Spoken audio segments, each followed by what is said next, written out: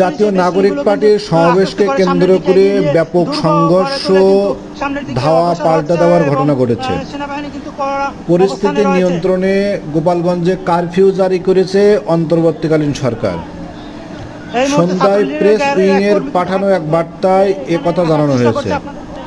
বার্তায় বলা হয়, আজ বুধবার রাত ৮টা থেকে পরবর্তী দিন বৃহস্পতিবার সন্ধ্যা ৬টা পর্যন্ত কারফিউ জারি করা হয়েছে। জেলা প্রশাসন সূত্রে জানা গেছে, সাম্প্রতিক সময়ে জেলার বিভিন্ন স্পটে অস্থিরতা সংঘাতের প্রেক্ষিতে এই কঠোর পদক্ষেপ নেওয়া হয়েছে। কারফিউ চলাকালীন সময়ে জনসাধারণের চলাচল সীমিত থাকবে এবং বিশেষ প্রয়োজন ছাড়া কাউকে বের হতে দেওয়া হবে না। আইন শৃঙ্খলা রক্ষাকারী বাহিনী মাঠে থাকবে এবং পরিস্থিতি পর্যবেক্ষণ করবে।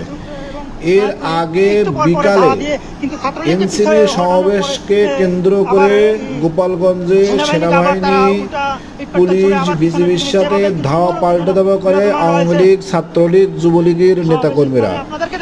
এই ঘটনায় 2 জন নিহত হয়েছে বলে জানা গেছে। পরিস্থিতি নিয়ন্ত্রণে পুলিশ ও সেনাবাহিনী গুলি চালিয়েছে। এ সময় পুলিশ ও সেনাবাহিনীর সাথে তুমুল সংঘর্ষ বাধে ছাত্রলীগ, যুবলীগ নেতাকর্মীদের। সকালে কিন্তু একটি পুলিশের গাড়ি কিন্তু পুড়িয়ে দিয়েছে ছাত্রলীগের নেতাকর্মীরা এবং একটি ইউনোর গাড়ি, এবং এই মুহূর্তে কিন্তু উত্তেজনা রয়েছে। একদিকে ছাত্রলীগ, যুবলীগ কিন্তু ইটপাটকেল ছুটছে, অন্যদিকে নদীর ওপাশ থেকেও কিন্তু জয় বাংলা স্লোগান দিয়ে কিন্তু ইটপাটকেল ছুটছে। তারাও কিন্তু এগিয়ে যাচ্ছে আস্তে আস্তে করে ক্রমান্বয়ে সেনাবাহিনীকে কেন্দ্র করে। আমরা দেখতে পাচ্ছি যে সেনাবাহিনী কিন্তু তারা নিরাপদ এবং তাদের যে পজিশন, সেই পজিশনে কিন্তু ক্রমান্বয়ে আসছে। অন্যদিকে ছাত্রলীগও কিন্তু ক্রমান্বয়ে ইটপাটকেল ছুটতে ছুটতে এগিয়ে আসছে। আপনাদেরকে দেখানোর চেষ্টা করছি।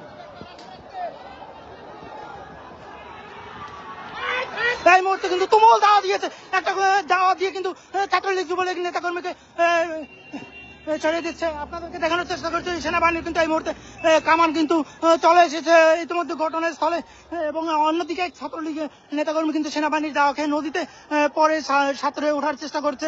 অন্য পারে 2 ছাত্রলীগের নেতাকর্মী আপনাদেরকে দেখানোর চেষ্টা করছে, তারা কিন্তু সাঁতরে নদী পার হচ্ছে। আপনারা দেখতে পাচ্ছেন যে এই মুহূর্তে কিন্তু তুমুল উত্তেজনা গোপালগঞ্জ শহরে।